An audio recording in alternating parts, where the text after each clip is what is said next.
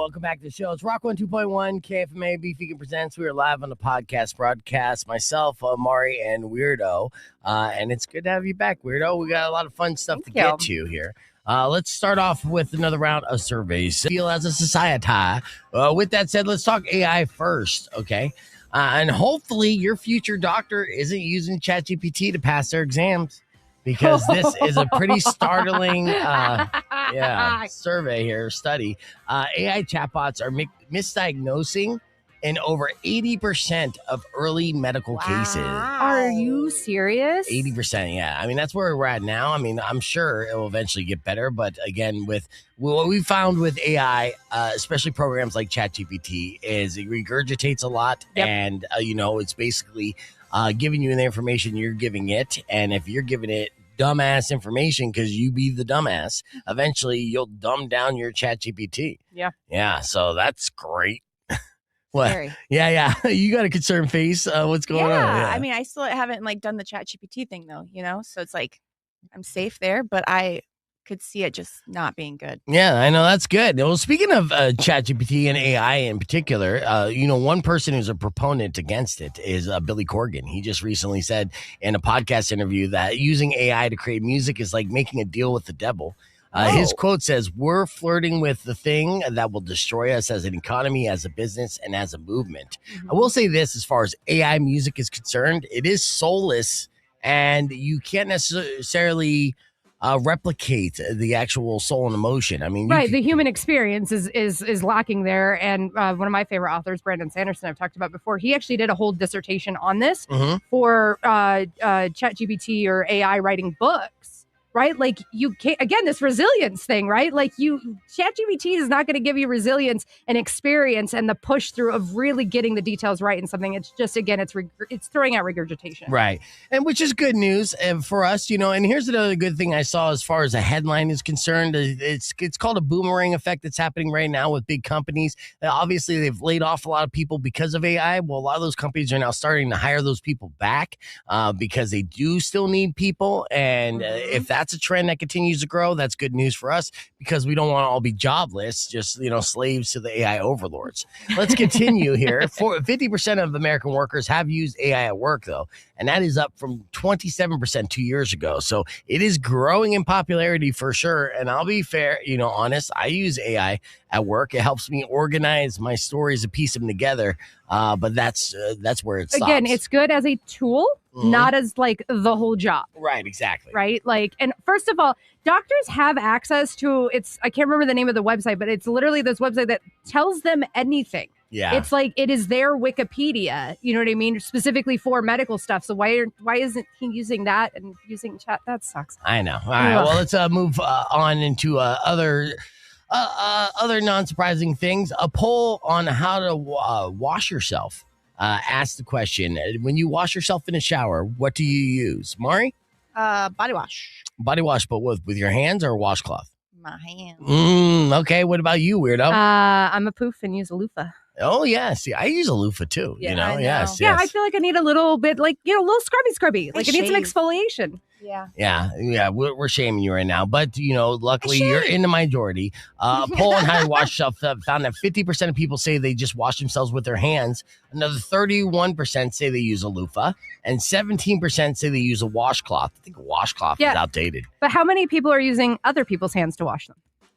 Oh, well, I mean, for you got 3 sets of hands. So you're driving through one of those automated car washes. Yep. We don't all have that, I'm self-serve car wash. It sucks. I don't know, if what side of the fence I lean on for this one, but according to a recent survey, 19% of Americans believe they're basically psychic.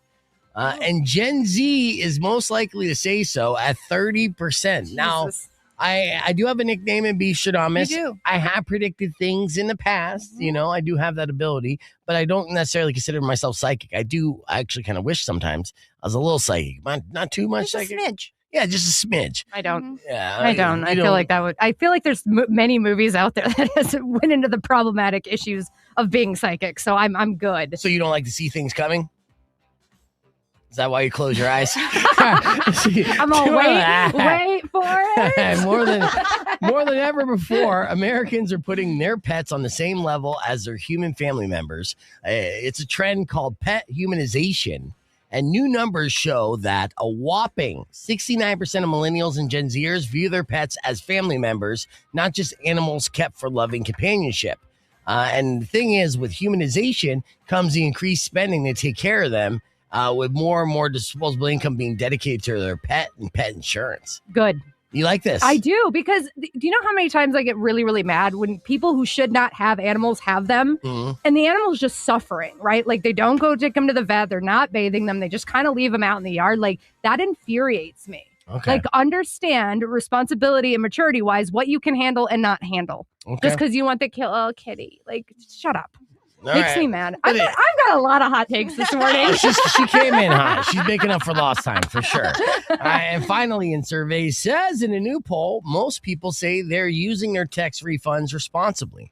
If you got a tax refund, what would you spend it on, Mari? Oh, bills. Bills. That's responsible. What about you, weirdo? Same thing. I would, when I used to get tax returns, not anymore. Yeah, again, it would be catching up on bills, paying down some debt. You know, maybe something a little fun in there, but mostly responsible. Oh, travel. I spent my tax refund 100% on Rocky Point. I'm wildly irresponsible fiscally. 33% are putting it into their savings account, 20% are paying down their debt, and 6% are blowing it on splurges like cocaine and hookers. And there is your survey. Says we're keeping the conversation moving on the podcast broadcast. We got your beef of the week, which is the president versus the Pope, coming up next. Keep it right here. Rock 102.1 KFMA. Rock 102.1 KFMA. Clear. Oh, that was loud on the stream. That was a Sorry little about loud. that. Yeah. Wake up. Yeah. Good morning, everybody. And yes, we're live here on the podcast broadcast early. I am going to be giving away a 4-pack of wristbands for the Pima County Fair. Or speaking of fair, are you joining us for Chevelle Night or no? That's next Friday. No, I'm going to be in Sick New World, baby. Oh, yeah. Yeah, we leave for Vegas. So we're going to Electric Callboy on Sunday. Yes. And then working Monday through Thursday. So we still have to go to work Monday morning. And then Friday we leave for Vegas. And we're staying at Circus, which is fantastic because you leave the hotel and then the line to get in is right there. So right. Yeah, we are stoked. Our friend Merritt's going to be there as well. She was asking for KFMA passes, try to work a hustle, which I'll try to get them for you as well. Not that they work there, but oh, like press passes. Yeah. Okay. Yeah. And it's just a way to kind of work a gimmick and try to shoot some content. She's going to shoot some content for us as well. Nice. But yeah, I'll definitely see if you two should link up. Merritt is amazing. You'd love her. Okay. Yeah. Yeah. I mean, Sleep Theory is going to be there. I thought about reaching out to them. Yes, absolutely. And being like, just say, hey, what's up? Not necessarily yes, it's cool to get backstage and all these things, but we are very much there. It is band after band after band that we're seeing. Yeah. Starting at I think the first band we want to see is at noon. Right. And then it is straight on to midnight. On Friday? Saturday. Oh. Saturday. So it's one day only. Right. What time are you driving on Friday then? We're gonna we want to get to the hotel at check in at 3. So we can go hit up the pool and then I've heard really good things about Circus's steakhouse. So we are actually not taking food. We are eating out the entire time. Nice. Yeah, treat yourself. Yeah. Real quick, I just got a random comment here. What does this content involve? Today's show involves an interview with Electric Callboy, movie reviews and reactions to trailers with our film critic Herb Stratford, and segments that we do here live on the radio in Tucson, Arizona. So thank you for joining the stream. In fact, actually, speaking of segments that we do, earlier this morning, we did our F My Life. And in case you missed it, it went like this. Check it out.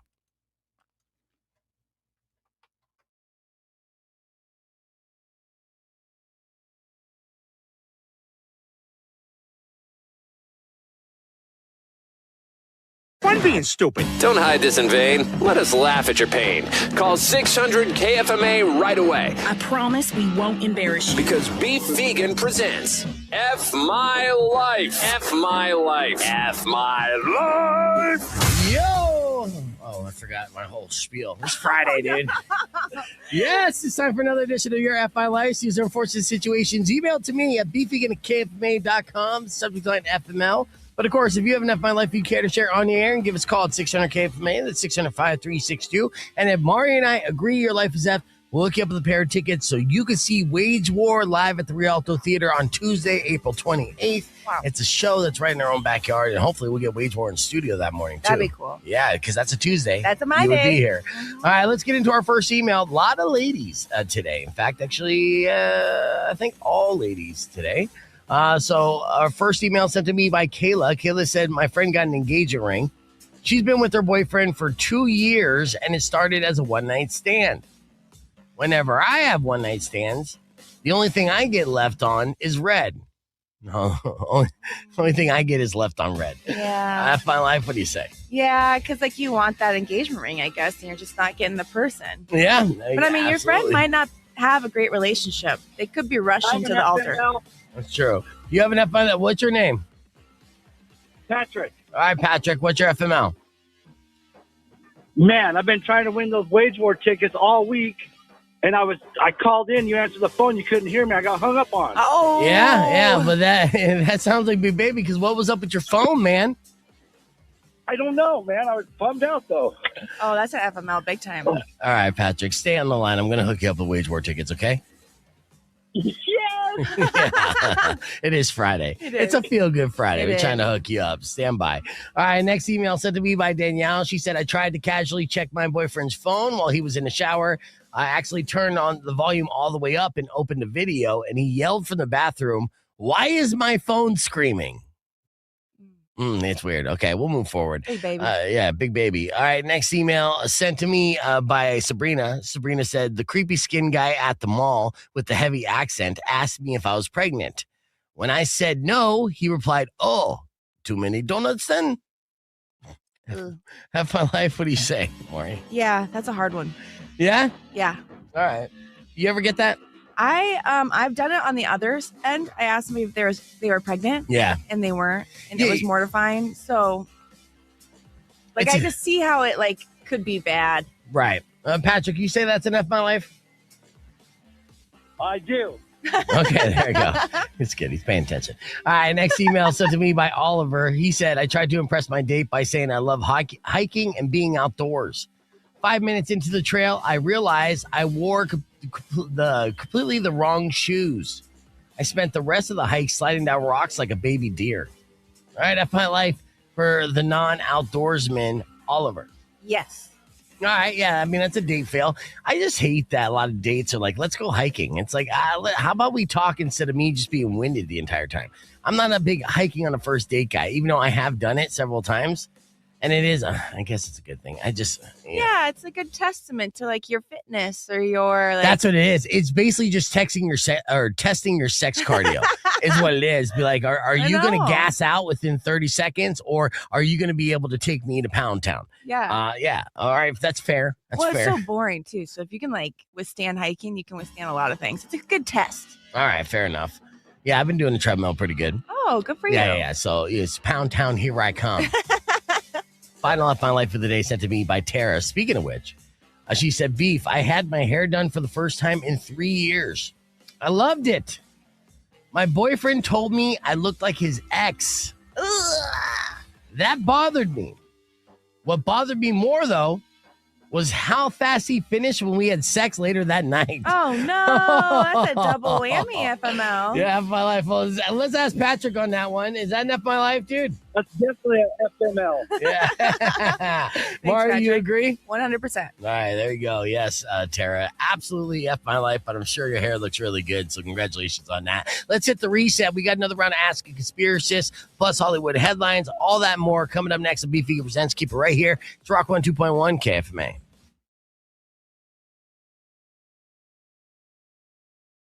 All right, we're back here live on the podcast broadcast, getting ready for our beef of the week and then confession session. And then we should be joined by Nico and Kevin from Electric Callboy, who we've had on the show before and got to hang out with backstage at the Van Buren. They're doing a show this Sunday at Arizona Financial Theater, so they continue to just level up. Right. They went from an 1,800 person venue to 5,000. I know. It's great. It's so happy for them because they couldn't be nicer guys, dude. And their music is just on fire right now. Mm-hmm. So, and then we'll probably even have an appearance of Tank. like he'll probably set it up for him just like last time. Is that a Tank? So Tank the Tech, and who is YouTube famous and does great content as well. And he is the tour manager for Electric Callboy and just moved to Germany because of his lucrative new position. And it looks like he's loving it. So I hear good things about Germany from people who do move there, right? I've known a few Americans over the years that jump ship, if you will. All right, so let's get on the air here. Speaking of which, Rock 102.1 KFMA, welcome back to Beef Vegan Presents. It's time for your Beef of the Week. The Beef of the Week this week is the president versus the Pope. I'm sure you've been seeing this in the news a little bit, right? Yeah. Because this feud is of, biblical proportion. When your beef escalates to Vatican City, it's gotten serious. Now, what started this? President Donald Trump recently took shots at Pope Leo XIV, criticizing the Pontiff's positions on crime and foreign policy and calling him weak in a very lengthy social media rant. The president basically said that he doesn't want a Pope who criticizes U.S. military action or foreign policy decisions. He wants his Pope to be badass. He doesn't want no pussy-ass Pope. It's like, man up, throw them fists, things like that. And now, of course, I'm paraphrasing. Those aren't the exact words that he said yet. But keep an eye on that True Social, and maybe he will quote me. It's kind of wild considering the Pope's job description is literally global moral authority. That's the Pope's job. Yeah. He's supposed to take the high road. That's literally like in the job description. Yes.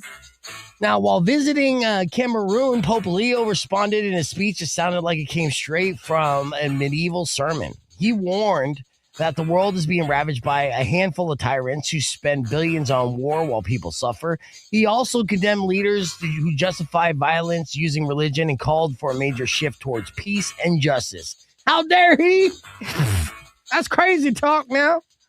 I mean, it's crazy because it's a Pope saying, please don't use religion to justify war. Right. That has not been the Catholic Church's stance for a couple thousand years. I know, and that goes for all religions, Right. Really. And I think that's something most would agree with. And then while he didn't name the president directly in that speech, the timing wasn't subtle. Okay. No, not even close. Yeah. So why this beef is wild? Well, it's not just political drama. It's obviously the president of the United States versus the leader of 1.3 billion Catholics. Yeah. Right. So that's like the White House versus Heaven's HR department. So, what it looks like from the outside, if you're not following, and Trump on social media is saying terrible foreign policy, the Pope, war is immoral, Trump, you're weak. The Pope, bless you, my child. It's pretty much a paraphrase of sorts. What's crazy about this is, of course, obviously Pope Leo is actually the first American-born Pope in history, which is massive. From Chicago. And that's what makes the situation even stranger. So technically, it might be the first time America has ever had a domestic political feud with the Vatican. Yeah. And that's historic. I mean, all these firsts. Firsts. And for that, historically going down in history for all those reasons and more. And this is the beef of the week and potentially the beef of the year. And so I just wanted to catch you up on that. We're going to keep the conversation moving on the podcast broadcast. Be joined by Electric Callboy when we return. And we have the confession session coming up. So you can join us, youtube.com/beefvegan, or keep it right here on Rock 102.1. Oh, there you go. That's pretty epic beef of the week there. I know. Then Vance saying tread lightly or whatever he said. So goofy. I know. It's like you don't let Silly, JD Vance goose. meet this Pope. I know. He got the Killing curse. people. That's the running joke for sure. And it's great. Vance has had a bad couple weeks. Yes. For sure. Yeah, he has.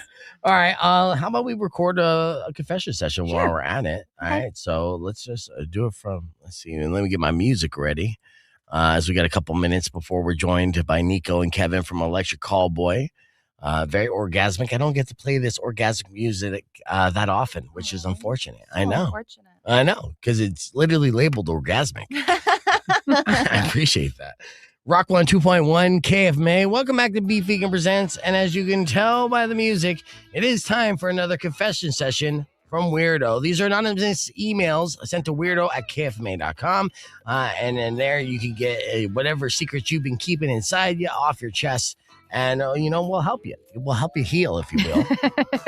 You got some emails? I do. Right. And this first one really sounds like something like you would do. Uh-oh. It says, let me get back up to it. I used to fart in the cookie tin. This is not something I would ever do. Just real quick. And then quickly put the lid back on before leaving for work when my wife told me that her mother was coming over for coffee. You've never farted into a jar or tin or anything? 100% never. Really? Yeah, dude. I don't keep that kind of gas. I'm not obsessed with my farts. I understand that there people are, but I'm not that one, dude. I can't believe that you would think I am the type of person who would do that. Really? You can't believe that people might think you might do something gross?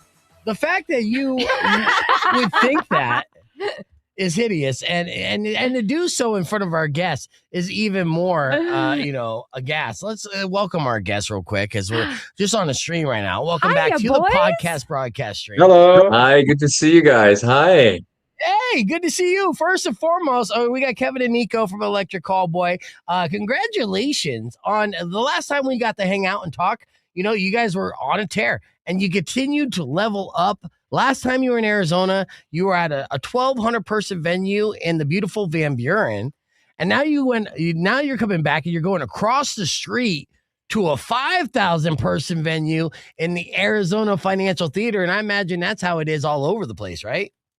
It's actually pretty crazy. Yeah. We went to the venue yesterday for rehearsal and preparing stuff, and it was actually pretty intimidating because I don't know, just from time to time you just have to pinch yourself and then just to realize what is happening right now. Absolutely. And we have to think about the fact that we made this situation overseas, not home, like in Germany or whatever. It's in a totally different country, and we like to remember all the times when we were struggling to make it even to the next city of Casabralce, our hometown, and now we're here in Dallas, and we can't wait to kick off that tour tonight.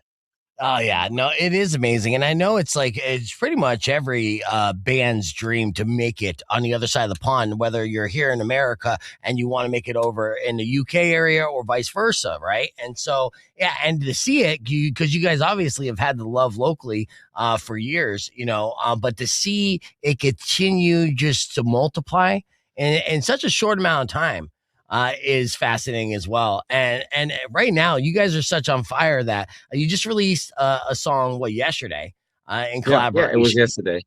yeah, Hypercharged. And that's with, there's a mobile game called Brawl Stars. So it's in collaboration of that. And immediately it blew up and broke the internet. And you got massive views. These guys are crazy. I can tell you. I knew the game before we got offered that collaboration because my nephew used to play it, and I was kind of into it. And that was 2 years ago. And when Brawl Stars reached out to us, it was like, I know that game, and they told us they would go crazy. But this is that's the thing. I mean, we knew that game, but we didn't know that this one is actually that big. And once they asked us for that collab, we checked them out and we just realized how big it is. Crazy. Yeah. It feels like every kid from 12 to 18 is playing that game. 100. They told us 100 million active users. That's crazy. Yeah, my kid is that's crazy. They like the story that Frank from Supercell, from Brawl Stars, he told us they can see where people reach out, where people play the games globally, and they had once one player play on a space station, the ISS. They connected from the ISS, so just to have a measure of how big the game is. But the actual the coolest thing that we noticed during the whole process was actually to see how great and kind that team is. It was actually so much fun to work with them, and they are so humble and so grounded. It's just they are just some of us, we had some collaboration with corporates, and people that don't know what's going on. They are sitting in their fucking offices, you know what I mean? Like and yeah, we need some artists, you know. Yeah. But these guys are some of us, and we like that totally. Yeah, and you felt that really in every minute and every second, because like they were like, hey guys, could you just write some lyrics, and there you have some hints, and they just sent us over a whole schedule with things that we could put in. Like that was not something like being forced to do something. It was more like, hey, just here's your creative freedom. Here's some notes of the lore, the whole Brawl Stars lore, and do whatever you like. And they just made some small adjustments after we finished it, and yeah, we got introduced to the whole story of the character we introduced, you know, like Damien, the new character. Yeah, it was very fun. Very, very funny to dive into that topic. Yeah, but the funniest thing was actually to just take a look after, I don't know, like 2 hours or 3 hours. Just we took a look on YouTube just to check out how good it performs, and we just saw it was over 3 million views already. Sorry, you're at 8.2 million views right now in less than a day. Yeah, it's crazy. Funny. It's crazy. That's wild. Yeah, but we know it's the gaming community, you know, like if we don't want to try to replicate it for the next song we're gonna get. No. Yeah. So you're saying that this was a genuine collaboration, then it wasn't them just saying give us a song. It was back and forth to kind of work and create the best song for this game together, which is great. We're gonna get on. They actually. Hold on, we're going to get on the FM side real quick. Rock 1 2.1 KFMA, welcome back to Beef Vegan Presents. Sorry to interrupt, but we are live on the air here with Nico and Kevin from Electric Callboy, who are returning to the state of Arizona in grand fashion. They are indeed. This Sunday at the Arizona Financial Theater. And we're just catching up with the guys who just released a single yesterday called Hypercharge in collaboration with the massive mobile game Brawl Stars. So continue. I'm sorry to interrupt you. No, it's all good. It's all good. I lost it. It was. No, you know what? That makes sense because I did reset so hard. But yeah, welcome back to the show, guys. I'm super stoked about this. Yeah, as we pull up this video again, we talked about how this song in collaboration and how massive this game is, which is insane. And most people over the age of 30 didn't even know existed, right? But 100 million. I mean, Mari, you say you know because you have young boys who actually play it. 100 million people around the world play this game, and so within I think anyone who has social media can relate to this. If you post something and you want to see engagement, so you refresh to see how it's going. Every time Electric Callboy refresh, it's another million views. It's crazy, and we always try to not look at the numbers too much because on the one hand, they are like an indication for how we don't wanna partner up with anybody. You know, it has to be we love gaming. We love connecting to people, and this was just natural. This felt natural, and but most of all because like that character was actually it just fits perfectly. Like that whole thing with getting wild after hearing a beat and stuff like that, and it just felt right. The whole story of Damien, the character that we made that song for. It felt exactly how we feel before we go on stage, like very calm, you know, you like to concentrate on what's next, you know, and then the intro goes off and you just freak out on stage, and that's basically what happens to Damien, you know, when he hears the beat, and it felt very natural for us. You know, they have ultimate energy. Go ahead. And watching the music video yesterday, Nico, I must say the intensity in your eyes, sir. All the acting, all the emotion was in those eyes. Good job. Like it was fantastic. Thank you. With just because of the lights. Yeah. Got it. Yeah, any actor has his secrets, and Nico's secret is when he has serious situations like that to act on, he always remembers the last diaper he had to change back home, you know. Oh yeah. We're both daddies, you know, and like now it's getting serious. The diapers, you know. The last time we talked to you guys 3 years ago, I believe you both had infants at home. Yeah. That's true. What's the update on that? Do we have more? How's Toddlerhood We going? keep on producing. Yeah, we're actually we both have a whole the Keller family at home. It's No. We both have 2 kids, 2 boys. Yeah. We're trying to form the next generation, as you can see. Yeah. Electric Callboy Got 2.0. another band ready to go. Yeah, that's great. You know what's great also with this collaboration, real quick back on that, it's just such a modern day evolution of the business, right? Back in the day, it was all about kind of getting on soundtracks of movies. These mobile games are the new soundtracks of movies, right? And so, it just continues in the same vein there. So congratulations on that. Yeah, you. So both of you have like basically toddlers and infants at the same time, right? Yeah. 3 and 5 years old on my side. Yeah. And he started to play soccer, which is very famous in Germany. So I'm very proud. I used to play soccer when I was a kid. And yeah, my kids are 3 and 1. Yeah. And the 3 years old actually fell in love with playing drums, which is pretty annoying, I can tell you. But it's actually, I think it's the same for him. Whenever we are in a writing process and bringing new songs at home, the best way to get a good reaction of how good the that song is just played in front of the kids, and when they start dancing and they having a good time, it's actually a good one. And we know we can release it. That's kind of a kind of a confession, but like a good hook, a good sing-along song has to be easy. It has to go easily into your ears. And if the kids like it, if the kids can sing along, I know that's gonna be a good hook, you know. So when the kids like the music, of course, it's all about the production after that. But the kids liked Hypercharged a lot. Demanded it every time we were driving to the kindergarten, and up to a point where we didn't even like the song anymore. So kids will do that to you. It's sorry. Oh, I was gonna say, and also like my boys started playing Madden 26 not too long ago, and they start screaming at me, "Mom, Electric Callboy's on this soundtrack too." Is it Elevator Operators on there? Yeah, they were freaking out. Yeah. So it's so cool. It's so cool. Fantastic video games.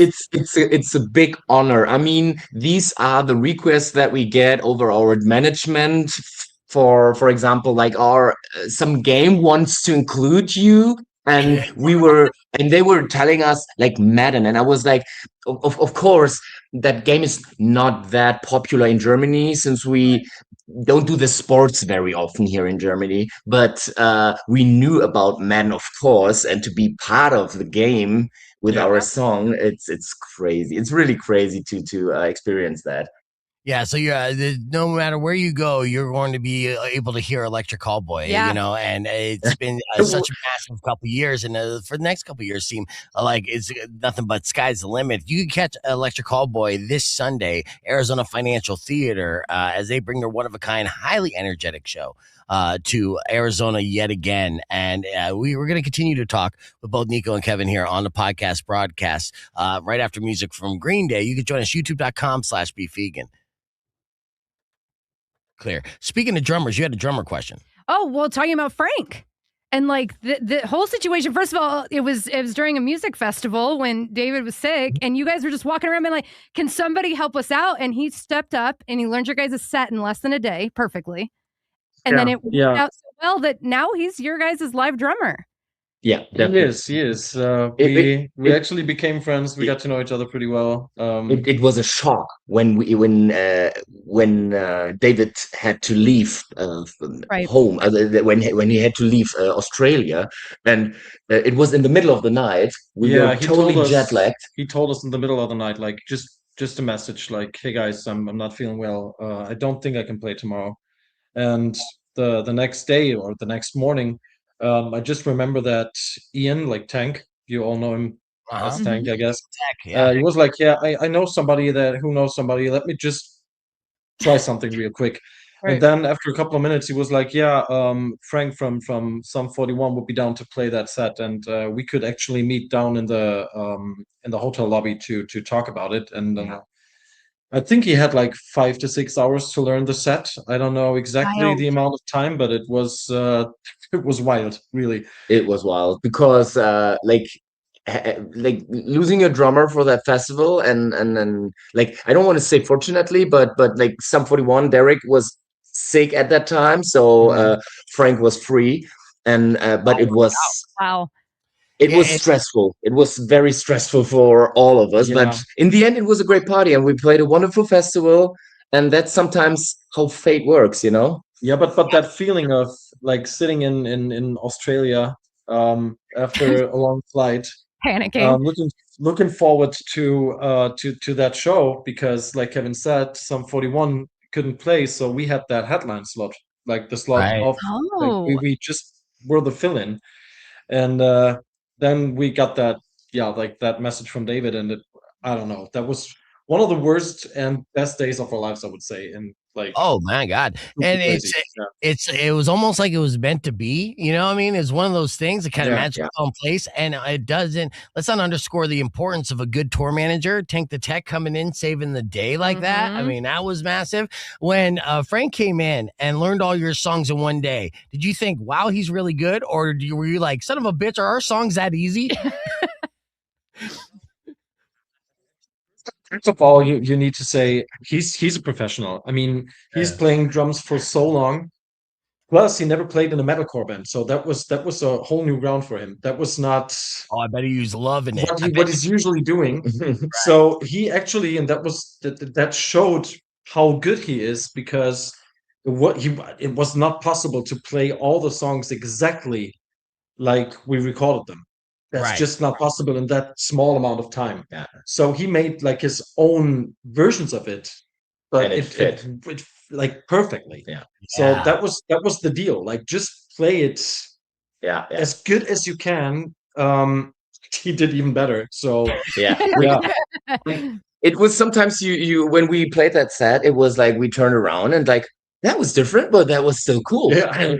You know, like we don't pay attention too much to the drums in general. Like, of course you have a beat, but like when there are new fill-ins or whatever, and we have to say, and when you see Frank like headed up, you know, like the Mohawk and punk rock, he's so well organized. He's so like, he's planning things, he's ambitious, motivated, he's practicing a lot. You wouldn't think that when you see him. You know what I mean? Don't get me wrong, but it's like, he's really professional. Yeah, it's actually more like a businessman trapped in that body. In a punk rock look. A plush costume. Is that him right there? Yeah. That is doing him. his thing. And you guys look great together on stage. Which thank you.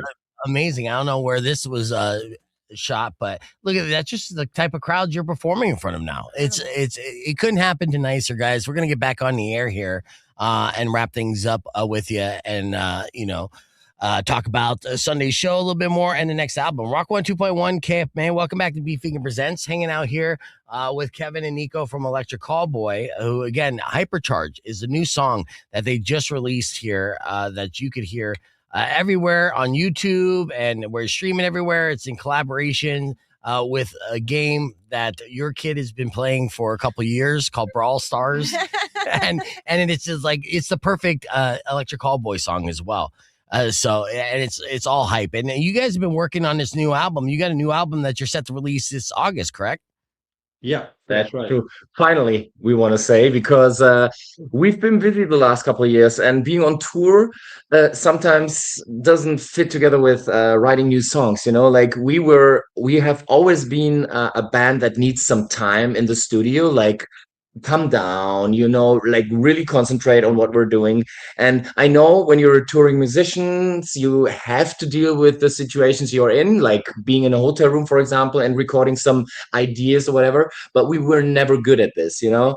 But that's part of the reason why it took so long. This time we actually had to. Yeah, but deadlines, sometimes deadlines help you, you know, like to finish things. And we were kicking each other's asses, and then we got back to the studio. And to be honest, we had some like all the songs that were released on that record already.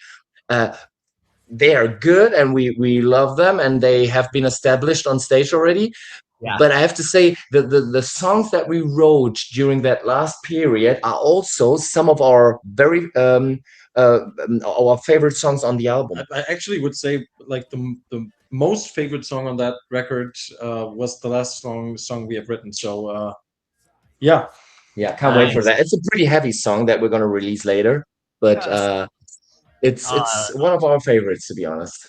Oh, I love it. Yeah, we only got a couple more minutes here, so if you got some speedy questions you want to throw out there real quick before we let Kevin and Nico get ready for their show in Dallas tonight. They're just kicking off their North American tour, back again after 3 years, just dominating the world wherever they go. Brand new drummer, the Frank from I know, right? New record. I mean, new kids. You know, I'm so happy for you guys.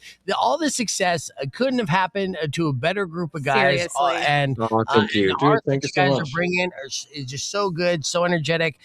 You know, Thank you so positive much. and aggressive at the same time. It's beautiful contradictions, which I just love, and I think that's the beauty and the art of like a metalcore. Right. So go ahead. Right. I mean, it just basically just like, welcome back to the States, guys. I'm stoked for Sunday. I will be there, and I'm doing the cringy Nice. thing. I am wearing your Pumpet shirt Yeah. today. Nice. Yes. The it's bunny. not cringy at all. We love it. Yeah. It's cringy, but come on. It's people. Shirt. Yeah, I mean, in Germany, these outfits have gotten so big that people even can wear it for applications for a new job interviews and stuff. Yeah. It's a good reputation in Germany. And I thank you. get so many compliments at it at the gym and everything because it's a bunny, like weightlifting. Like, come on. It is a great weightlifting shirt. In fact, actually, your song "Puppet" might be the only metal song that makes people want to lift weights. Which actually I disagree with. What's the most ridiculous thing someone has told you that they did while listening to "Pump It"? Well, guys, honestly, thank you for your kind words. First of all, it's but didn't get the question correctly. Like what the weirdest thing was that people did while they were listening to "Pump It"? Yeah. Did anyone tell you like, oh, you know, I did this, or I was trying to like max a bench and like tore my pec, or you know, like what's, you know, people, when fans tell you they listen to their music while they're doing something in life, what's a story that may have stuck out with you? Well, the coolest thing, I can't remember like hearing stories of like funny gym stories or something like that, but I remember that a lot of people send us like choreographies where they danced and did like all the things that we did in the Pump It video all together in that outfit. And wearing wigs and stuff like that. And a couple of people send us videos of like performing that song in a whole new choreography. That was actually super funny. And that's one of those cool stories. Like, I mean, in general, that our art that we do, that we create at home, makes people do their own art in some way. You know what I mean? Like when we meet people along the way that have created stuff, like that drew some pictures, or they dressed up in a certain way, and when they get together at an Electric Callboy show, it's a big get together of people that want to have a good time, you know, and this in general is crazy all over the world. No matter if we are in the States or in Australia, Japan, these stories exist everywhere, and that makes us very proud. Yeah, you're inspiring other art, and even just a group of friends that get together and choreograph together. Because once you do it, you realize the bond that it creates. Like, I never danced with my bros before, but once we got it down to a song, that's what it's for. Yeah. Well, Lo, can't wait to see you when you come to town here on Sunday, and I wish you the best of luck and the most fun in conquering America. Thank you so all much. over on this tour. And when you release the album, we look forward to hopefully talking with you again and being able to hear. Please, yeah. Absolutely. So thank you so much. We're going to hit the reset here on the FM side, keeping the conversation moving on to podcast broadcast, youtube.com/beefvegan. I actually forgot that we were on the FM side, to be honest with you. Yeah, I was like, I'm glad I didn't just start dropping F-bombs. I do that sometimes. You know? do. Yeah. Oh, but thank you so much for the solid Brawl Stars song. I'm so excited to like play that for my kids because they already like the what's it called? Dragon? It was Dragon Force. Do you see that on the Dragon Force was the last one, yeah. Dragon Force did We the love song for that another one. character reveal. Yeah. So we didn't tell you, but our screen is Completely frozen. Oh, really? Oh, Well, we can Yeah. see it on our side pretty Yeah. good. But that's all Yeah, right. but, 'cause but for half of the interview, like the whole time. But when we like, maybe you showed something to us, and we were like, yeah. I did. My T-shirt. I was able Yeah, to we just- show the T-shirt. We and just thought the show must go on. Yeah. Wow, Right. you guys are professionals, so I would never have known that it was frozen. Yeah. yeah, but anyway, but anyway. You're good. Well, yeah, and you'll see it on the playback. It looked really good, and then they couldn't even tell that you couldn't see some of the images we were showing you. But like I said, yeah, it's fantastic catching up with you guys. Love it, and can't wait Thank for you the so new much. record. Yeah, we'll That was talk fun, guys. Thank you. Yeah, picking up our laundry now and going to the venue, getting ready, and can't wait to see you guys then in a couple days. yeah. Nice to see you. Absolutely. Have Yeah. a great show. Kevin and Nico, everybody. Electric Callboy. Check them out. Hey. That new song is fire. Oh, they're still there. Bye, guys. Sorry. Bye. Earlier this morning, we did another round of Ask a Conspiracist. In case you missed it, it went like this. Check it out. Rock 102.1 KFMA. And it's time for another edition where we break down the real news and give you the really real news. All right. We read between the lines for you, just in case you don't know how to. Ladies and gentlemen, it's time for another edition of Ask a Conspiracist. What's some real news that caught your attention this week here, Maury? All right, the U.S. government is launching a system called CAPE, CAPE, to refund more than $166 billion in tariffs that were ruled unlawful by the Supreme Court. Okay. Yeah. The Supreme Court. Yeah. The Republican Supreme Court ruled the Yes. tariffs by this president as unlawful. That was them They saying that. did. Okay. Over 56,000 importers have already registered to receive refunds. I know Costco, I think, said that they were going to give their refunds back to the customers. Yeah. Okay. Yeah. I'll believe when I see it, and I won't see it, so I don't believe it. Now, the government giving money back. Yeah. Yeah. That's what they do. This never happens unless something much bigger is going on. So this isn't a refund. It's literally a distraction payment. See, the government knows Americans are about to notice something strange. Like what? Well, prices are about to go up again. So they're releasing billions in refunds to businesses so companies can pretend like everything is normal. And, that money doesn't stay with the businesses either. It disappears into things like executive bonuses, mysterious consulting fees, corporate strategery retreats in Yeah. Cabo. Yeah. Yacht Strategy. parties. Yes, dude. Meanwhile, consumers see literally none of it. The government calls this program CAPE, but that's just code. You know what it stands for? What? Corporate Appeasement Payment Experiment. But we're not getting appeased if we're not getting paid. Well, I know. Well, these tariffs were illegal, but somehow the prices never went down. So don't worry. People are going to get paid. Americans are going to get paid, but it's the same ones that always get paid, Maury. And that ain't us. Oh, that's Mhm. sad. Yeah. Anything else get your attention? Yes, a Chevron executive suggested that one way for Americans to deal with high gas prices is to simply drive less. Oh, wow. Yeah. Thank you, Chevron executive. I had no idea. Drive less. Yeah. No. Next, he's going to tell us to eat less food if groceries get expensive. Here's the reason that he said it, though. Gas companies are secretly testing a new economic model called the blame shift. Okay. Yeah. Instead of lowering prices, they convince consumers that the problem is you. They're literally gaslighting you. Yeah. Oh, look at that. Yeah, they're inventors of that. The gas too expensive, you're driving wrong. Electric bill too high, you're breathing too much air. Grocery bill too high, you're eating too much, fatty. It's on you. Right? Now, pretty soon, oil companies will roll out their next innovation. You pull up to the gas station, and the screen says, maybe you should have walked. Gas Can you company. imagine? I would punch that screen in its stupid little screen face. I know. Well, it's coming, so don't worry. Gas companies don't want to lower prices. They just want to lower your expectations. That checks out. Mm-hmm. All right. Anything Rude. else catch your attention in the news? Yeah, some pilots being silly. Recently released tower audio captured pilots from Delta and American Airlines, which might merge. That's not good. making cat and dog noises at each other while flying, the air traffic controller had to step in and tell them to act like professionals. Yeah, They're actually, flying people in the sky. I'm sure I got the audio. I'll pull it up here a little bit later. But you think it was just two pilots being immature? Seemed like it. Silly. Absolutely not. What? No. It's encrypted communication. How? This is the way. I mean, you ever heard of like wind talkers? I mean, it's the same thing, but with animal noises. Like, what does one bark mean? Well, you look, I'm not a pilot, but commercial pilots are secretly trained to use animal noises as coded signals during flights. And why?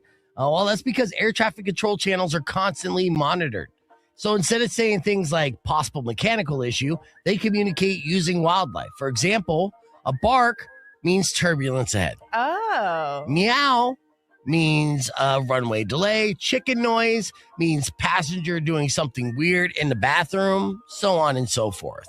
If they hiss like a snake, it means they're wasted and the plane's been flying itself the whole time. Oh, no. Yeah, that's why the controls get mad, because these two pilots weren't joking. They were having a very serious but coded conversation, and they messed up.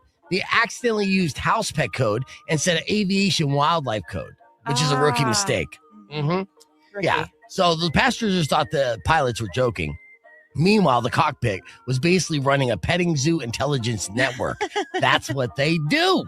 Yeah, that checks out. Thank you. See, now you feel enlightened? So enlightened. That's Thank what you. I'm here for. Just another reminder, never to believe everything that you read. You have to learn learn to read between the lines. And if you can't do that, don't worry. You can always ask a conspiracist. Good morning, everyone. Morning breath that sounds better than it smells. Say what? What are you saying? We're back on the podcast broadcast stream as we're welcome film critic Herb Stratford. I'm going to get on with him here in a second. What were you asking, Mari? Mortal Kombat. What about Mortal Kombat? There's a new trailer. Oh, yeah. Okay, you want to see the new Mortal Kombat trailer? Well, there's a new Mortal Kombat and new Street Fighter We trailer watched- as well. Street Fighter's what I'm talking about. I'm not Okay, talking no, about well, Emil and I got to watch the new Street Fighter and reacted to it on a podcast yesterday, and it was, good. The CGI looked like shit, looked terrible. Jason Momoa looks terrible, like the Hulk with downs, right? Oh, really? Yeah. That's the best way to describe it, legitimately. And now, of course, it's a trailer. The movie's not coming out till October, so hopefully they'll fix it, and I'm sure that my opinion is not alone in that. I'm sure there's a flood of What, people. it's going to have like a Sonic the Hedgehog effect? Yes. Okay. Exactly. Okay. Exactly. Yeah, but it does look like Cody Rhodes has a meatier part in it than Roman Reigns, which is interesting going into WrestleMania weekend. He was dressed up as, I pronounced the name. Guile. Yeah, he was dressed up as him all day, like yesterday or the day before at WWE World. Well, that's just geeky. He's such a nerd. Yeah, you're right. Yeah. But not Herb. Herb's one of the coolest guys in the old Pueblo for the last 75 years. And Not quite. I know. How you Not been, quite. Herb? I'm all right. Thank you. Yeah, no, doing all right. I was gone last week in Florida for the Netflix a Netflix junket, and then the festival I programmed down in Vero Beach. So yeah, I was gone for a week. And, now is there anything that you loved while you were down at the Netflix junket? Well, it was so interesting, actually. So there was only about a dozen of us that they brought in, like critics, right? So, a handful of us. And we interviewed the cast, and that's up on my YouTube channel. But what was interesting was we did the interviews, and then there was this reception. We were supposed to see the movie outside by the pool, and they had the pool all blocked off with all these inflatable sharks and all this stuff. And it was like, oh, that's going to be cool. Well, then a big storm started rolling in. So okay, we got to move it inside. But the party beforehand, like we're standing around me and a bunch of other old white guys and some other people of color, but we're standing around and like the room literally is 99% Miami influencers. Oh, Really? wow. You know what I mean? And like super rail thin girls in like, sparkly, Claire, dresses, Right. and they're all posing in front of the, the step and repeat. And we're all just standing there going, how many critics are actually in this room? Like, it's all Miami influencers. It's like a prank, dude. You and 5 old guys, and then all the Miami influencers. That's so awkward and funny. I love that. Ashton Kutcher just comes out behind a curtain. Like, pumped. Yeah, exactly. It was a little bit and then the weird part was the movie's okay. So because Netflix very nice of you to say. Netflix keeps track, right? So like we were all like, we have to watch the movie again. And it's like, yeah, if you leave, they're going to notice and then they won't invite you back. Oh, wow. So you got to sit there and watch it twice. Wow. Rock 102.1 Camp, man. Welcome back to Beef Vegan Presents, hanging out here with film critic Herb Stratford to give us this week's reviews and let us know what's dropping here in theaters and on the streaming service. Good morning, Herb. Good morning. Let's start off right off the bat. We got a new mummy. Why do we got another mummy, dude? How many mummies do we need? Well, I'll tell you, I'm a Mummy fan. I mean, I go back to Boris Karloff and Abbott and Costello Meet the Mummy, and of course, Brendan Fraser. I'm a sucker for mummy movies. The real question is, how did Lee Cronin get his name in the title?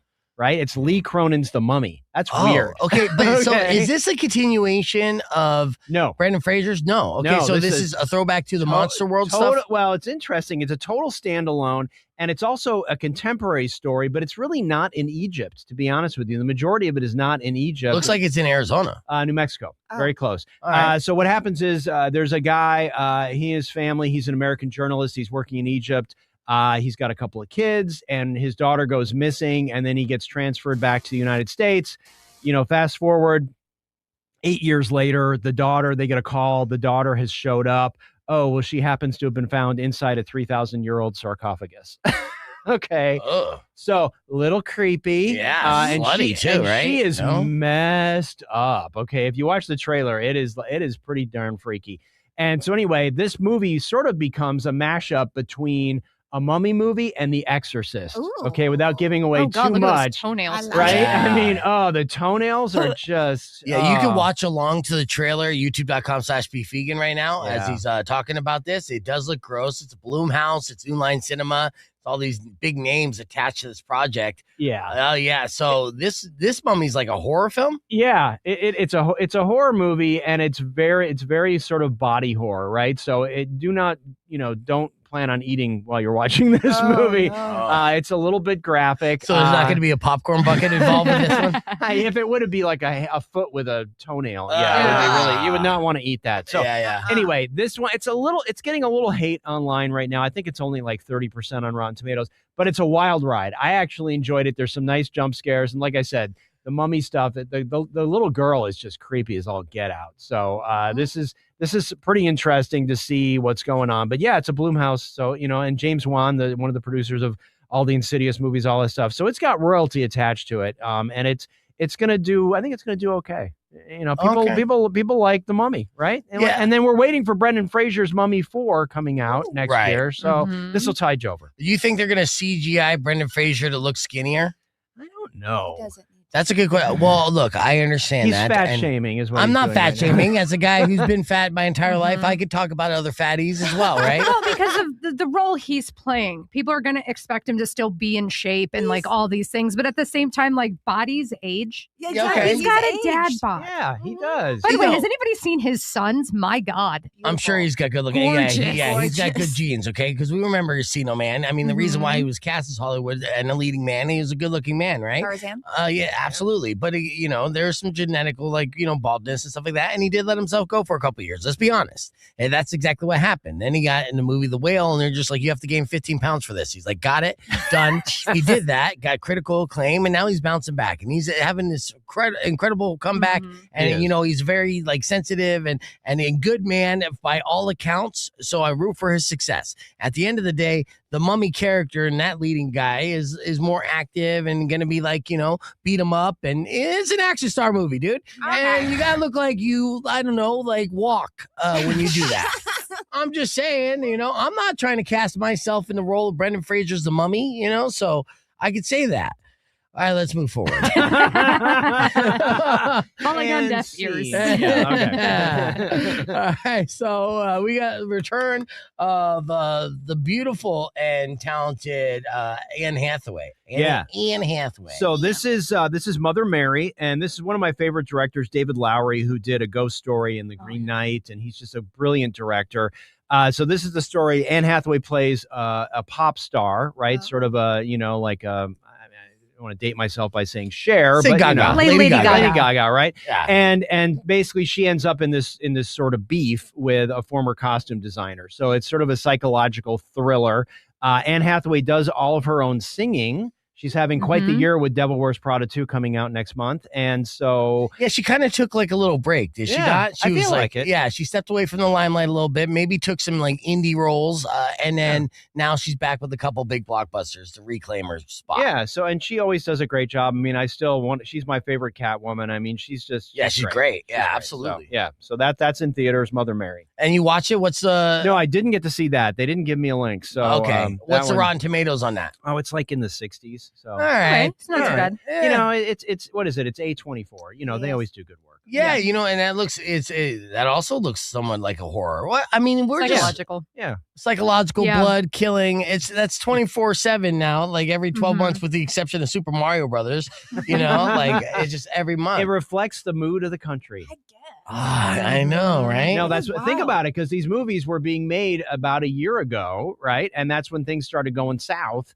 And now you're going to get another 3 or 4 years of this. Wow. So get ready, buckle in. Nice. I mean, watching the trailer for Mother Mary, it reminded me a lot of like Black Swan, right? Yes, like that psychological, like kind of, unfortunately, the trope of like women kind of pitted against each other. But I think it looks fantastic. And the fact that like she is a really talented singer. People don't realize that, because she's had other roles where she is sang, and like this, and she did like basically a whole album's worth of songs for it. Yeah, she's the type of actress that's like, who's done musicals and things, like classically trained. Stage acting and stuff. So yeah, and she's still beautiful. So yeah, I mean, it's good casting in there, and it looks like the trailer looked great, like a music video. So all right, that's good. Let's talk about a movie. I did see this movie. Now it's in theaters, but it's also on Prime. And it stars Mark Wahlberg. Talking about Balls Up, and I saw the trailer for this the other day. It's on Prime. It's Mark Wahlberg and Paul Walter Hauser, who is just so great. If you remember him from I, Tonya, everything else he's done, I actually interviewed him. It's up on my YouTube channel. He's just a funny guy. And he told the story of how Wahlberg basically FaceTimed him. He was in an airport waiting to go somewhere. He gets a FaceTime call from Wahlberg saying, "I got this script and I want to do it with you." I mean, that's pretty cool, right? Yeah, that's solid. So it's funny because this is Peter Farrelly, who's half of the Farrelly brothers. He's the director. So think something about Mary, Kingpin, raunchy comedy, right? Although I will say Peter Farrelly directed Green Book, so let's not forget that. He can direct a real serious movie too. But this is not it. Paul Walter Hauser's character develops a new condom that actually not only goes over the penis, but over the testicles. Yep. And Wahlberg is the top sales guy at this condom company that's run by Brad. Yeah, Brad. Yeah. And they go on the road together. Mark Wahlberg's the big sales guy. And they end up in all kinds of ridiculous situations down in Brazil. Benjamin Bratt has a crazy role where he ends up being naked. I mean, it's smoking crack. Yeah, it's that kind of movie. Oh my God. It is, like I said, I was watching it yesterday. It's that kind of movie where it's just all different types of levels of extremism and situational comedy. Yeah, and then Sacha Baron Cohen shows up, and it's not for kids, Mari. Do not let your children watch this movie. But it's very funny. It's very entertaining. And Wahlberg cracks me up because he was like, "Oh, I'm just going to do faith-based movies," and then he does this. Yeah, that's so funny. Yeah. It's like, this is doesn't the Catholic Church not even agree with condoms? So I don't. It's really not very faith-based. Or crack. yeah, really. Or war. Any of those things. So yeah, Balls Up. It's on Prime. Check it out. Yeah, okay. It said theaters too, so I was thinking, is this both? But I think it might have. I think it might have had a little bit of theater run just to whatever, but just to make Farrelly happy. But it is on Prime. Yeah. Okay, excellent. Those are 3. It looks so funny. Yeah, 3 new movies that you can check out. If you want a comedy, Balls Up is it on Prime. And then if you want to see Anne Hathaway do her thing and sing, and the suspenseful musical, Mother Mary, and then whatever the first one was, I already forgot. The Mummy. Yeah, The Mummy. That's not Brendan Fraser's Mummy. Herb Stratford is going to be hanging out with us on the podcast broadcast. When we come back, we'll talk about some other series that are dropping on your streaming services. But you can join us, youtube.com/beefvegan. Let's see. There's 2 things. We did have a conversation with muralist Danny Martin. Oh, nice. Danny's a friend. Yeah. Of course he is. Because anyone that's locally famous, you're in the know, He's a good guy. Danny's a wonderful He was artist. a great guy. And honestly, both Weirdo and Mari were kind of giddy to me because they both have Danny's art hanging in their house. Nice. Yeah, dude. So, An on-air commission piece of Nick Cage's face. That's The great. wind. And then what's the piece that you got?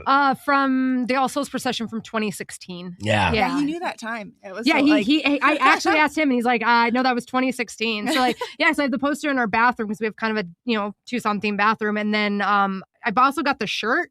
Like I found it at a thrift store. I cut it out and I put it on the back of like my battle vest that's like all Tucson themed. Oh wow. Yeah, so that's amazing. I think I have that queued up then to talk with Danny and show off the latest mural that he has, which is Tommy Lloyd and Lute Olson. So I do want to show that real quick, and we'll be back more with Herb and more. So stick around.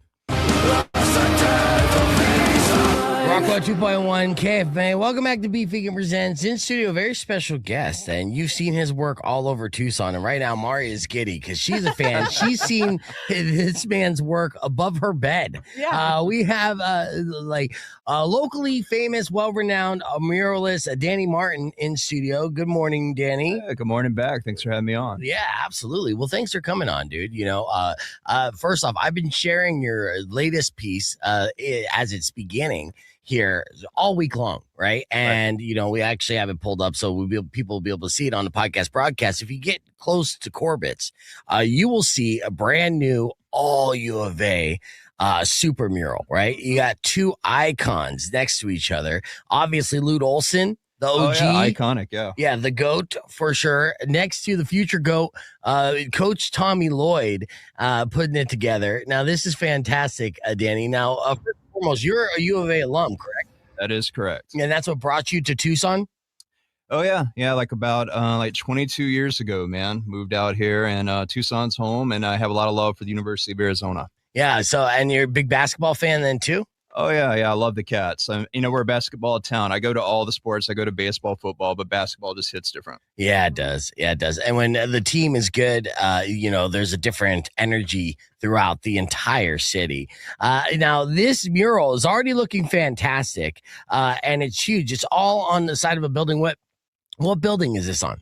Well, it's on 7th Street and 5th Avenue. It's on High Corbett Brewing Company, which could be confusing because it's right across the corner from Corbett's, but the pickleball spot. Yeah. But, go to Corbett's and have some burgers there, and like where you're sitting, you can see the mural right across the street. It's like catty corner, right? So I go to Corbett's and Corbett's. Yeah. Corbett's and Corbett's, dude.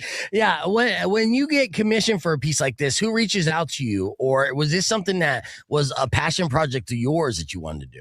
The answer is both. Okay. And it was commissioned by the person who owns the building and the business, but that's usually how murals happen. Is it's either the person who runs the business or the person who owns the building. Yeah. And almost always they hit you up. Yeah. And in this case, the general idea was UA basketball, and the idea for the image for the wall was completely mine in this case because I was inspired by Tommy giving Lute a shout out after the Big 12 championship. Yeah, teary-eyed shout outs, just it really hit homage. Me. It really hit me, man. It hit us all, and it was just like, and it just elevated his perceived stock value in his city as the reputation of Tommy precedes him. Of being just this great stand-up guy and excellent coach, obviously, but to be a part of the legacy and want to be part of the legacy and move the legacy forward to pay respects to the one who initially started it all.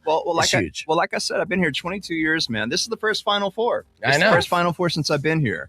When I first came here, I caught the very tail end of the Lute Olson era when he was dealing with some health issues. Yeah, there was a really awkward transition, like with Kevin O'Neill suing the school, right? And Sean Miller, would say what you want about him, but and him not being on the mural is not a diss to him. To be clear, I've had he was a great coach for the time. He was he definitely helped steward in the brand. He definitely, I do want to give him credit for that.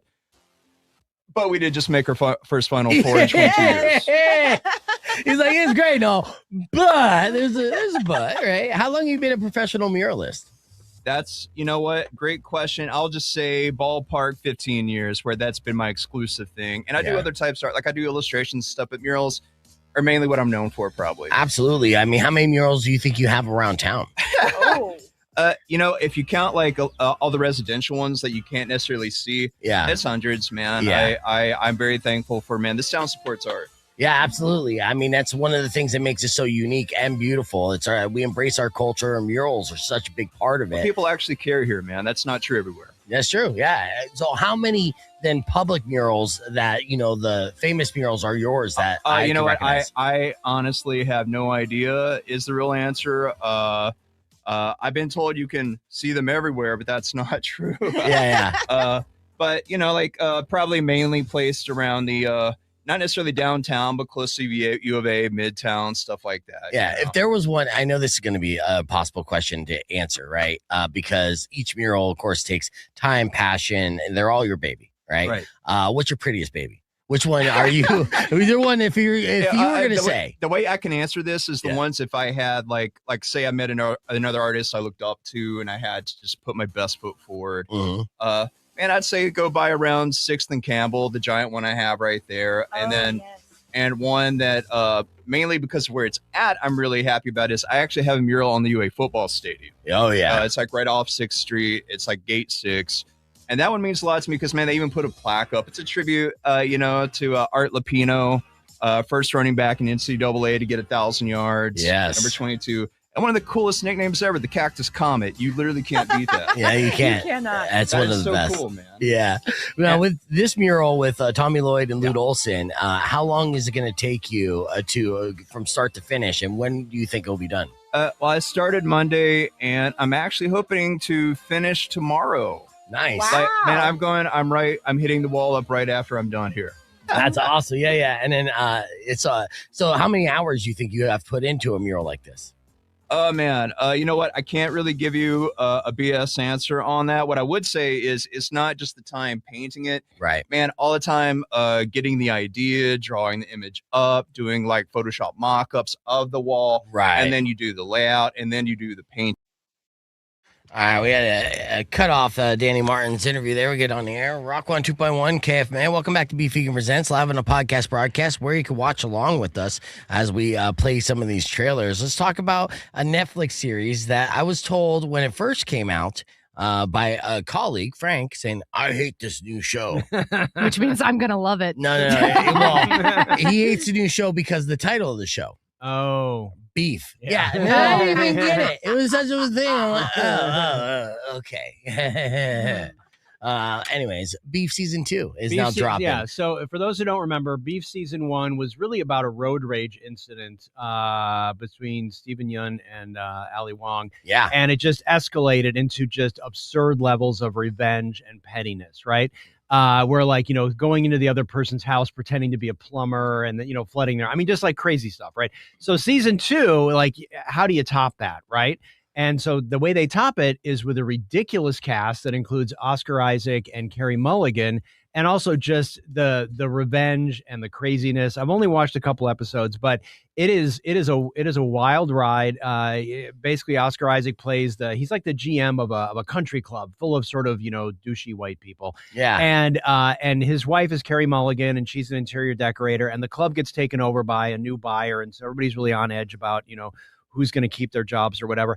And Carey Mulligan and Oscar Isaac, they're one of those couples that that fight. Right? They just scream at each other, they break stuff, and then they make up, right? It's just the way they process stuff. Yeah. Well, they get observed by Charles Melton and his girlfriend, his fiance, who both work at the club. They get observed in this crazy fight where golf clubs are being swung, and, just it looks a lot worse than it really is. They're seeing it from the outside of the house. So now they decide to blackmail Oscar Isaac and Carey Mulligan because they want, health insurance and they want other stuff, right? Yeah. And so then it just escalates from there with who's trying to blackmail who and revenge, and it spirals out of control, and it's just a wild ride to watch people behave poorly. Yeah, that's awesome. And what's great about this season 2 is it's not a continuation of season 1. Yeah. So you could just start off with season 2. No one from season 1 is back for a returning cast. Yeah. No. So I didn't. When I saw it, I was like, "Where's Ali Wong?" And then it dawned on me. I was like, "Oh, it's an anthology." Got it. Okay. Yeah. That's what it's called. Anthology. Yeah. Well, I like that. Baby, I've watched American Horror Story since day one, so I know about the anthologies. That's immediately what I thought of when I started to see that. And this cast does look sick, so amazing. But it just carries the theme. And I'll tell you what, with a name like Beef, it's going to be one of the best things you see on TV or on YouTube. Well, and I love this generation that we're in, right? Like when we were all growing up, you were either a TV star or you were a movie star. And if you were a movie star and you started doing TV, you failed. Yep. Where now it's it's just interchangeable, like not a big deal at all. Yeah, which I really love. They want to work, and I love the fact that Oscar Isaac is like, oh, I could do this series, 8 episodes, right, 8 hours, right, of content in the same time probably that it takes to make a movie, but it keeps him out in front. It's on a premier streaming platform, Netflix. It's being released by A24.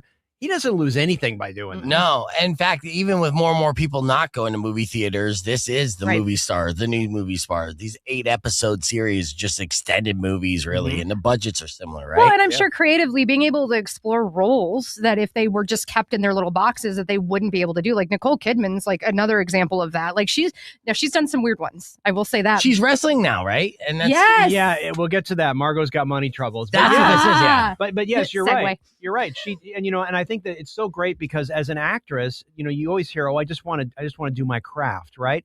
Well, if you're doing a movie every 2 or 3 years, you're not doing your craft. No, you know what I mean? Right. You're just paying your manager and your agent, right? So at this point, these folks are smart and they're like, I want to work. Nicole's been in 8 TV series in the last couple of years. I mean, she is so busy, and it's like good for her. Maybe that's why she's getting divorced, but good for her. I don't know. Good for her.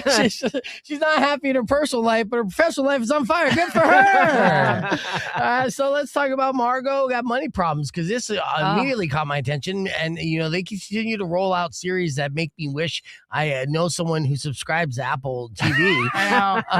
Yeah, and there is a professional wrestling connection to this, which is fitting because we're going to talk about WrestleMania here in a second. So, tell me about this? Yeah, so it's based on a book, and there's an interview on my YouTube channel with the author and one of the producers. But it's based on a book about a woman played by Elle Fanning who is a college student. She ends up getting pregnant under some bad circumstances. She has to drop out and start doing OnlyFans to support her and her baby, right? As you do. As one does. But what's great about this is that it's about sort of a non-traditional family. So her family, her parents are divorced. Her dad is a former wrestler named Jinx, played by Nick Offerman, who trained for 7 months to learn how to wrestle. Yeah, what Nick Offerman has been saying about professional wrestling has been giving it more credibility than it has in years because he appreciates the art form and the profession so much. And he does a great job, actually. Nice. And then her mom is Michelle Pfeiffer, who is actually about to get married to Greg Kinnear, who's a little bit of a Bible-thumping person. I've got both.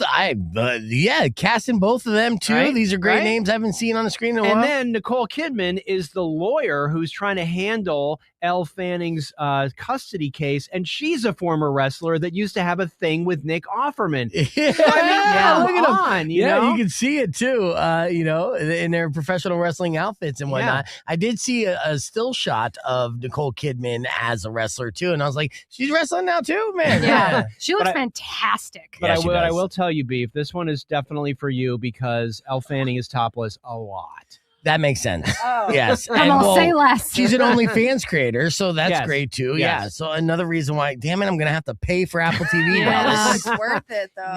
It's a really sweet story, and I think and when I was talking to the author, I just said, I love these non-traditional family, not 2.5 kids, whatever, like people who love each other, who support each other, who have different jobs, who it's a realistic look at a lot of what it's like to pay rent and try and figure how to put food on the table. Yes. I know. That's the reason why I have an OnlyFans page, Same. I thought that was no fans page. You're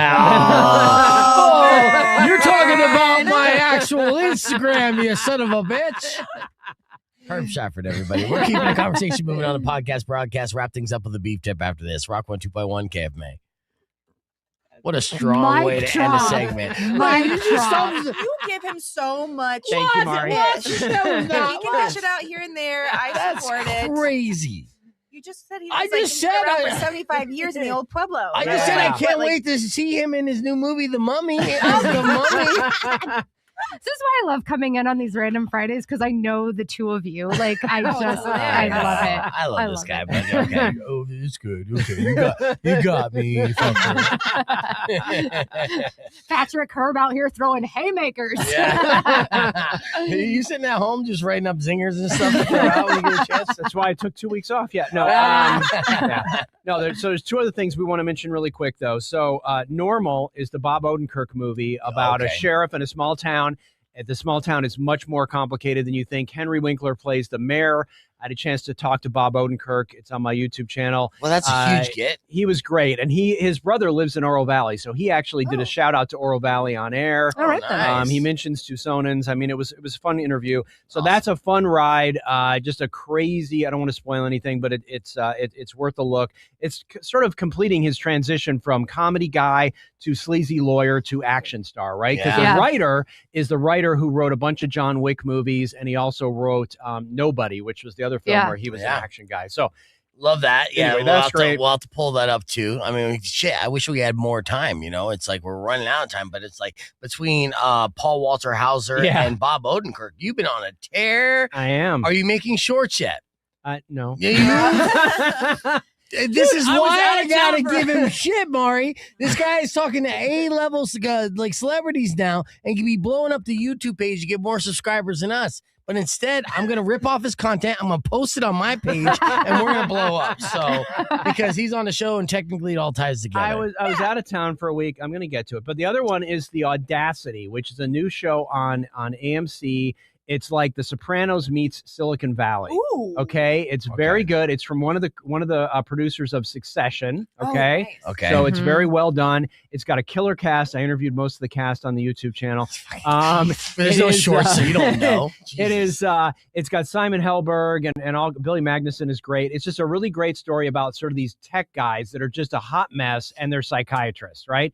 Zach Galifianakis is in it. It's just a really wonderful show. Tell me you talked to Zach Galifianakis. I did not. Good, because I would literally jump across this desk and tackle you now. I did not, and I wish I did because he's got the gardening show coming out next week. That it's so wonderful. So Zach is on a tear as well. Lots of good stuff. But yeah, The Audacity is pretty nuts. Yeah, it's sort of like, and when I talked to them about it, I said, so when I pitched them The Sopranos meets Silicon Valley, they're like, yeah, that's actually pretty spot on. And they said, this is like the next evolution of the series Silicon Valley, which was very sort of comedic, right? You guys remember it was all the coders and they were sort of goofy and trying to figure it out.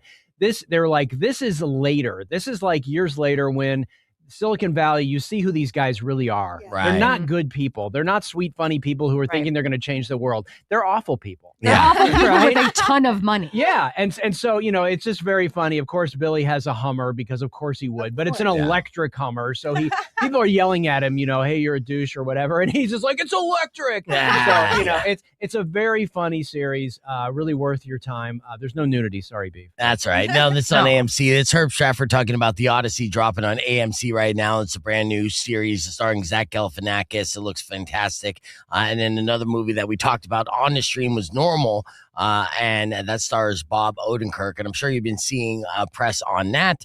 Bob Odenkirk continues to showcase his talent and pick excellent projects as well. So a lot of good options happen this weekend. So I'm glad that this was a week that you came by and it wasn't a bunch of like stinkers that we had to pretend to care about. It's true. And next week is very busy as well. This is that spring period where everything bunches up before all the big blockbusters come out.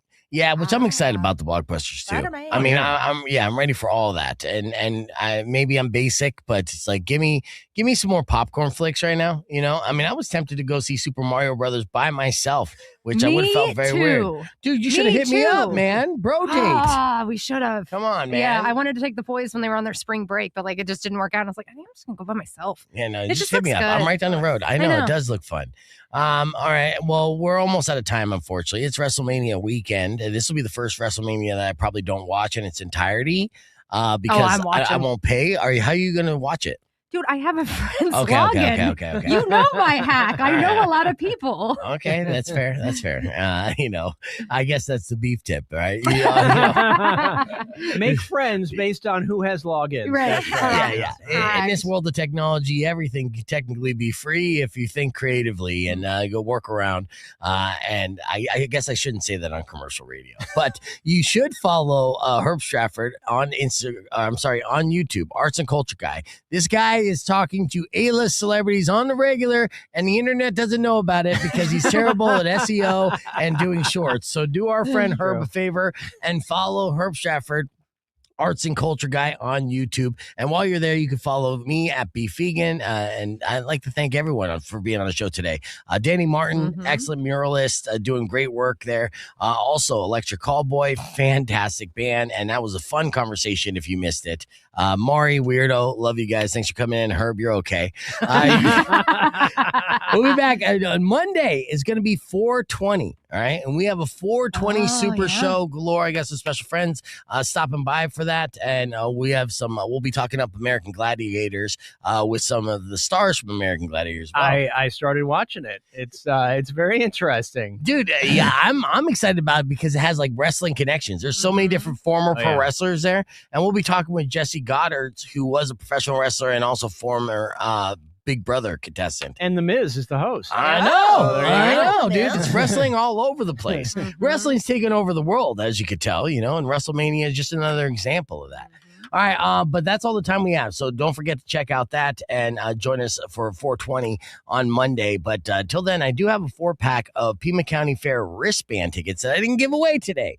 So if you want those tickets and a 4-pack of wristbands for unlimited rides on Wednesday, the 22nd, be caller number 69 right now, 600-KFMA, 600-5362, and we'll kick off your weekend with a big win. I'll see you at the Roadrunners games this weekend. Enjoy the rest of your day. Drive safe, ride safe, and as always, rock local. Later. When you wish there we go. upon a side of beef, soon will come and end to all your grief. But even if you've been mean or kind of bad, I will knock out all your teeth.